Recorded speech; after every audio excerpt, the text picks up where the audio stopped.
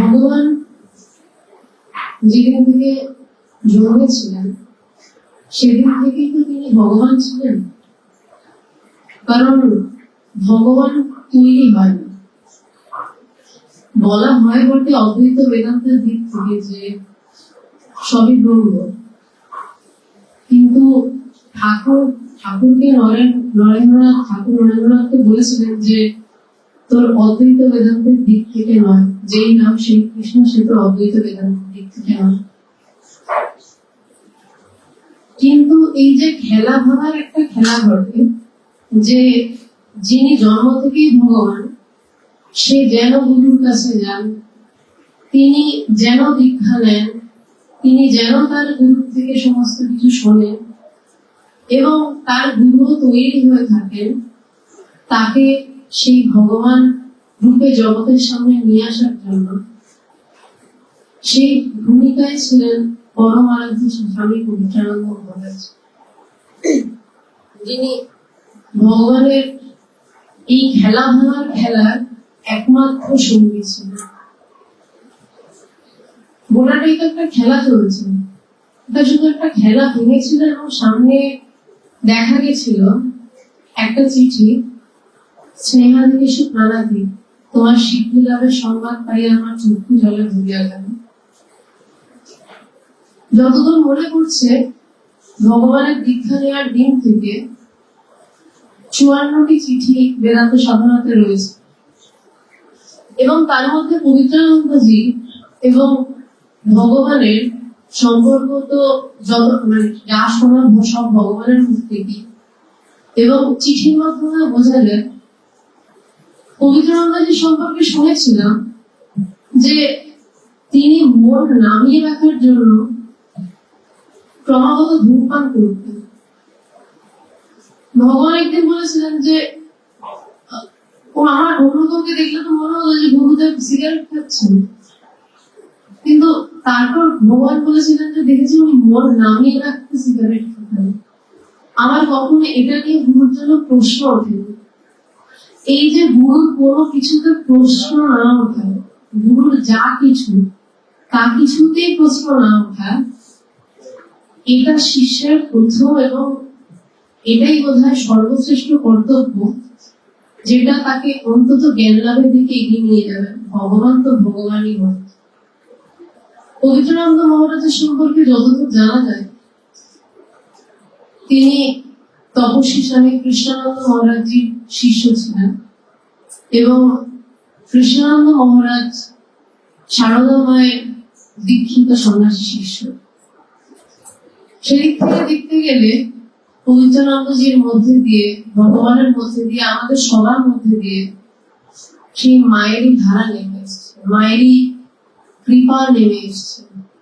এবং কৃষ্ণানন্দ মহারাজ একটা কথা বলেছিলেন যে যারা আরো 40 বছর বেঁচে থাকবে তারা আবার ঠাকুরকেই দেখবে।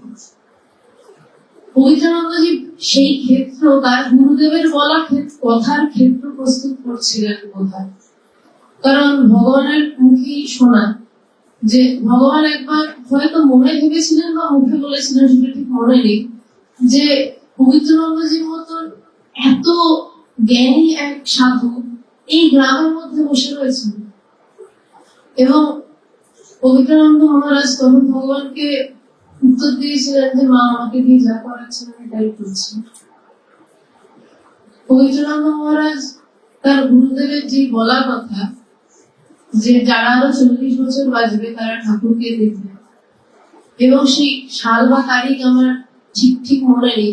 আমাদের একটি বই আছে চাঁদ মামা বলে, সেই বইটিতে আপনারা পেয়ে যাবেন, এবং স্বামী সাত্মানন্দের লেখা তপস্বী স্বামী কৃষ্ণানন্দ মহারাজের বইতে আপনারা কথাটা পাবেন।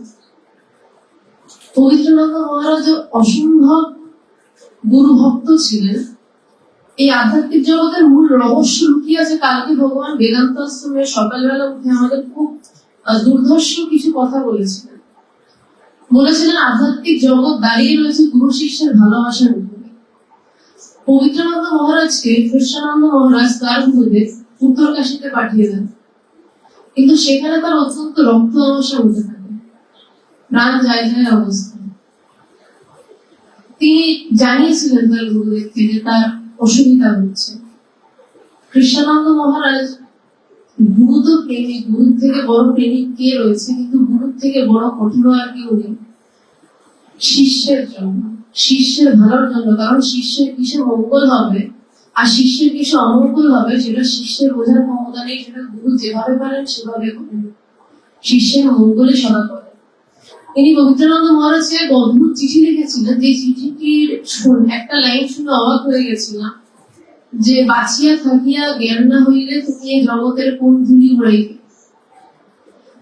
এবং পবিত্রানন্দ মহারাজ খুব বড় ঘরের জমিদার বংশের সন্তান ছিলেন বলে জানতাম, এবং উচ্চ বংশের সন্তান ছিলেন।